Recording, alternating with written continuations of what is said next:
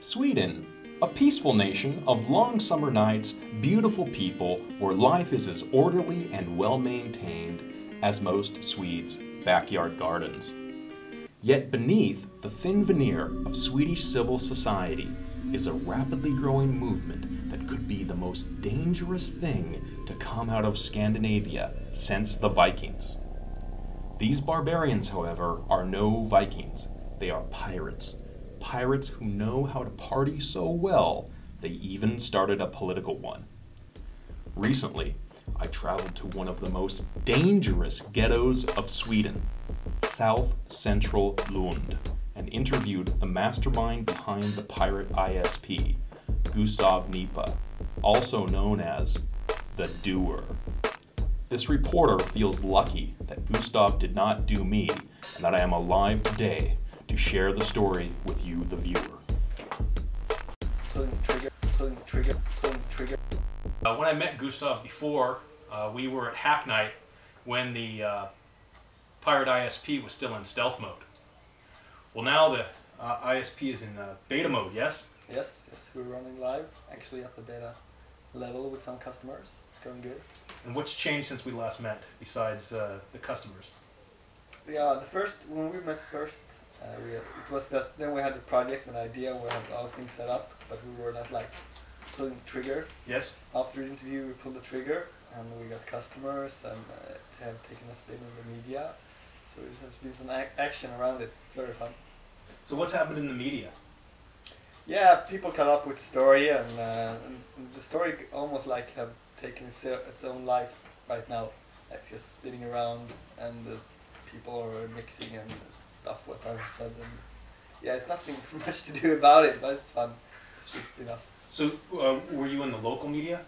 Yeah, I did an interview for a local media called Sydsvenskan. They're the large newspaper in the region, right? Yeah.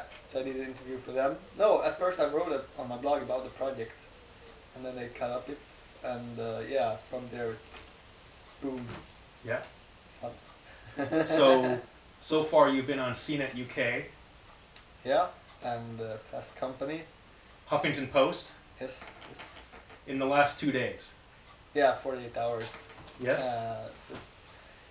It's moving fast right now. So we're in the epicenter. So in June you're in stealth. Now you're worldwide on probably 500,000 desktops and mobile applications around the world. Yeah, you could say that. When we put it like that, it feels like very strange. So the best way is not to think about it and stay calm. What's the primary advantage a customer has with the Pirate ISP? The Pirate ISP and the Pirate brand say something about what the product you're going to get. You get the product with that fight for the customers, and we take the stance for it, and the private issue, and you also engage in the pirate movement. And now in autumn, the big debate about the Data Retention Act will come to Sweden, a discussion about the implementation of it, and we want to be proactive this time. We'll not sit back and sit down in the boat when the waves are coming, or we're going to be proactive and be ready when the Data Retention Act is coming and make a huge fight about it, and hopefully we will win. But how do your customers specifically benefit? What's the advantage to being with you as opposed to, say, one of your competitors? We won't give out the information, and we're connected to the political parties. So if one thinks of or even tries to attack us, then you're in a mess with the political party in Sweden. And we got seats in the European Parliament, and maybe we'll get some seats in the national parliament and the local communities. So you believe that you can protect your client's privacy? Yeah, with the political affiliation. Affiliation of the Pirate Party movement in Sweden. I think that's the strongest advantage, really. But isn't your price plan also priced more competitively in some of the tiers? Yeah, we have around, our competitors almost takes 100 euros for a gigabit connection, and we take 50 euros. So it's almost half the price of it. We really want people to have the gigabit, because I think when everybody in Sweden will be connected to really fast uplinks, some strange things will happen and people will create, I don't know what, we'll see. But I think we'll need to have the infrastructure ready for the people who want to create stuff.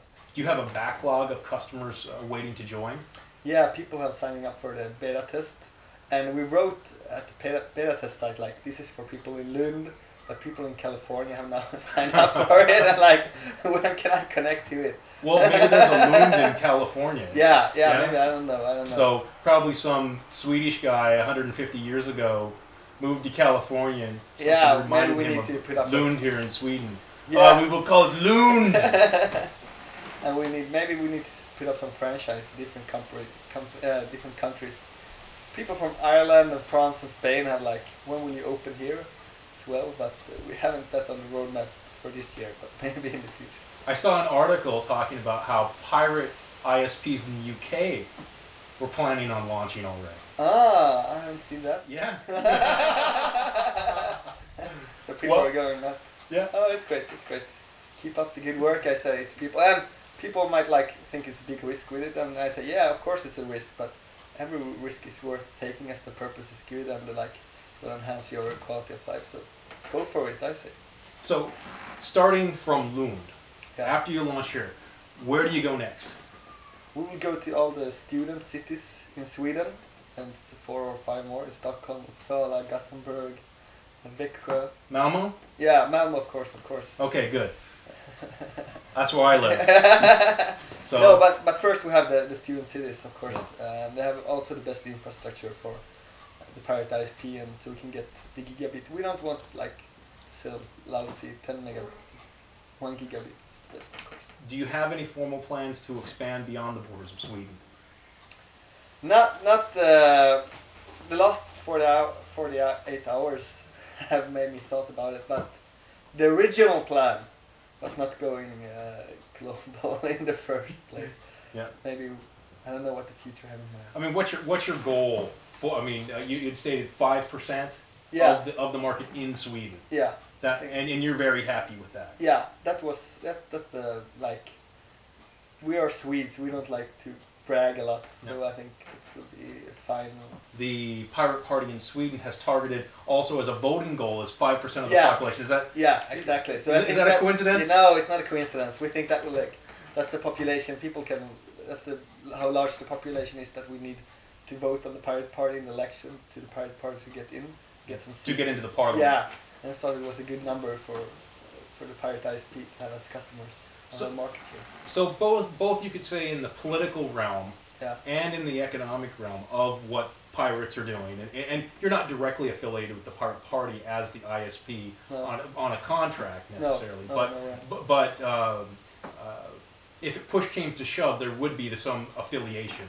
Yeah, I'm a candidate for the parliament, running for the Pirate Party. So if we get 4%, I will get a seat in the Swedish Parliament, national parliament. So Excellent. I'm most into this, of course, by the politics. Like that's our main goal, and we see the Pirate ISP as a medium or As a vehicle Yeah, as a vehicle for to get that across. Yeah, to help them attack.